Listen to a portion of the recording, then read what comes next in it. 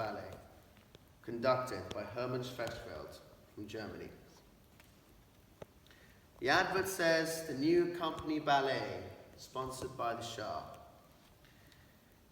It portrays traditional ballet outfits, what you might call quite attractive, but appropriate for its sport and its art form. And when things started to change, they attempted to burn it and change it. On the other side, it includes a score called Tale, about a demon who goes to the moon. The same effect appears on the same piece of paper.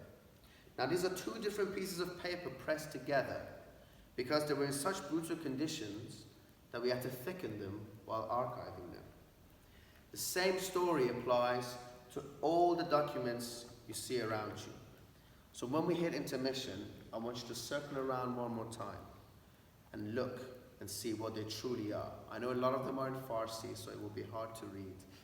But believe me, when you look at the very details, you can see a lot of story. You might see some sadness, you might see some cool stuff, and you might just see that change. Now, I'm very fortunate to be part of a family that has been active in Iran's music since 1932. However, that doesn't make me a special person. I am here for a special reason, though. I'm here because I've risked a lot of things to be here and to tell you a little bit of story. Ellen, can I have the gloves out of that box? 9, November 1st, CIA released a statement saying Iran is a pre-revolutionary state for many years to come. Exactly 23 days later, the US embassy was raided by the Iranian militia. Thank you. And the embassy received a telegram: extract all resources and delete all documents.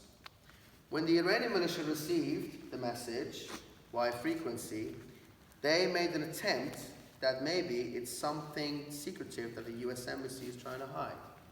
It really wasn't. They were just travelers, they were just documents. Now, how does all of this relate to music? Well, it does. Because the way that we look at a series of events is the way that we look at it, at everything. We look at it with one eye. I have here a collected newspaper called Kayhan, which translates to galaxy. Kayhan was Iran's biggest newspaper and is officially illegal to distribute via its original document. The Kayhan paper contains names, pictures, and all the decisions that were taken and made during that day. Now, I'm going to bring this a bit close because luckily we're a small crowd so everybody can see it. But on this, you can see the hostages being raided out of the US embassy. These pictures were not published by any other newspaper in history. And this newspaper had to be kept at a very critical condition because the people who were meant to archive it, they threw it away. The same thing happens to the story that I'm about to break to you tonight. I was in Iran many years ago, and then my family immigrated here. And in 2015, I came across an article by the New York Times that said that Ayatollah Khomeini, in the year 1980, has made Iran haram, which means forbidden. And it made Iranian art and culture actives haram as well. That is incorrect. What really happened was that Ayatollah Khomeini banned certain radio programs, and in the name of those programs, there were additional groups that helped with banning the music. How the banning was done?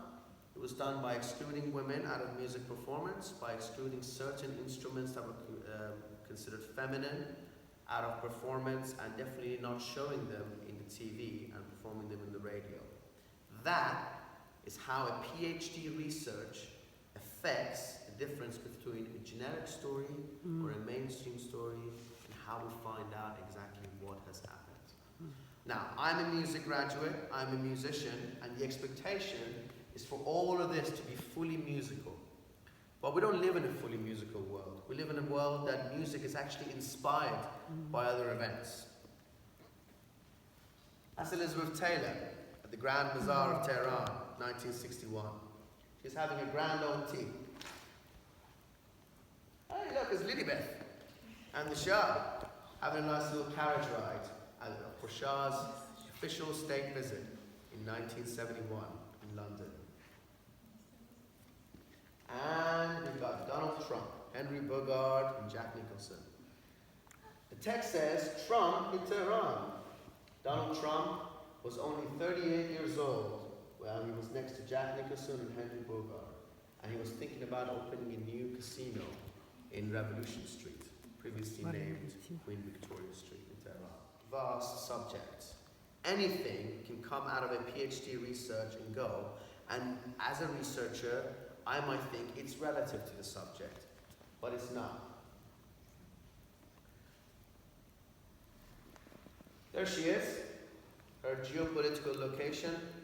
At the north, she relates to Armenia and Azerbaijan. In the northeast, Turkmenistan, Afghanistan, and Pakistan. The Gulf, one of the most important geopolitical areas in the world, connects Saudi Arabia, Kuwait, Iraq, and Turkey to her east. Based on its history, is one of the richest, most complicated locations in the world, second to Israel and the West Bank. It is amazing how that country has found itself after years and centuries and empires that it's been through. Next slide, please. Now, what we know about Iran in general is what we know, how the other celebrities say about us, and also how history is recorded Iran. We've got quotes from Bernie Sanders to Morgan Freeman, and we've got quotes from the Shah, Khomeini. And you can compare those things, you realize that you can't really portray Iran as an image. You can only portray it as a book of stories. Iranian music is the same thing. It takes music and musical elements from provinces. It takes from cultural and community backgrounds, seasons, locations, landscapes.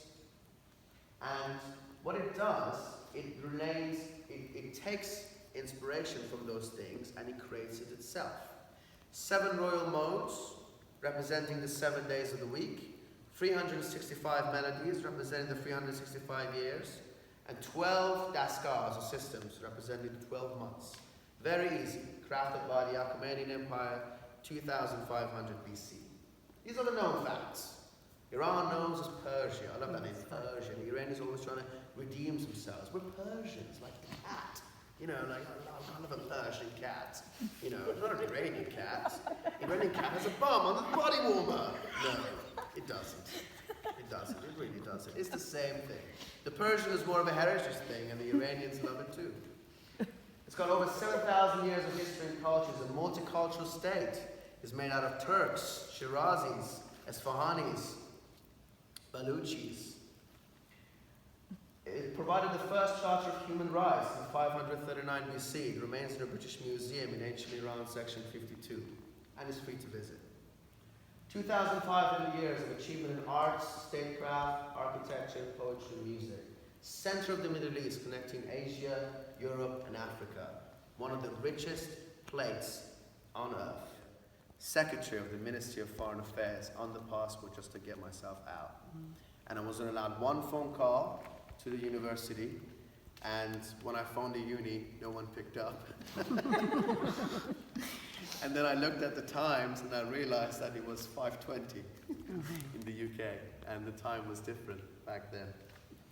But you know, that was the first trip. The following trips, things like that didn't happen. Now, the Iranian National Ballet, which is a very prime example of music and performance combining, gives us a clear insight to how it was in the first 10 years, in the prior 10 years, prior to the revolution. That, as a Tehran opera house, covered in what is to be a marvelous Iranian decor and production. The Sphinx of Persepolis are at the back, the Shirazi outfits, and the blue peacock kind dazzles us as the Iranian National Ballet celebrates its Aryan mothership of art and culture and not knowing what is coming. They were very proud, you know, and they were not like the bad Aryans, they were the good kind of Aryans, you know, just keep throwing a little fixed term there for you. This is the remaining footage of the first school of music in Iran. Would you believe it if I told you that this photo is from the same year as the Iranian National Ballet?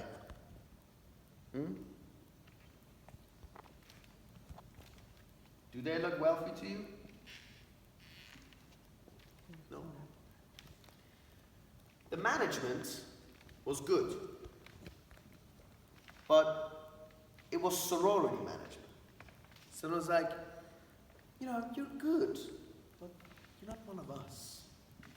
You know, fix that tie. And that was the downfall, because when the revolution came, a lot of groups separated between traditionalists and populists.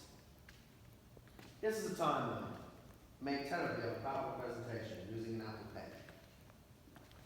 Now, when we start, the effects of the White Revolution, which was freedom of movement, carried everyone from 1969 all the way to 1975. It brought good values to the Iranian democracy, and it created a whole new market for Iranians in music, including the Shiraz Arts and Culture Festival. In 1979, broadcasting was held, and Islamic practice was introduced in Iranian music performance. The musicians that we will have here tonight are what we call a mid-generation, new generation, and pre-generation. They are an amazing lineup of musicians, and I'm so proud to have them. They will be sitting chairs while they perform. Their instruments will be more than 2,000 to 3,000 years old, not from that era, but in terms of design. And how they will sing and how they will portray will mainly be based on the practice after the revolution. Fortunately, we have samples to show you what the music was before.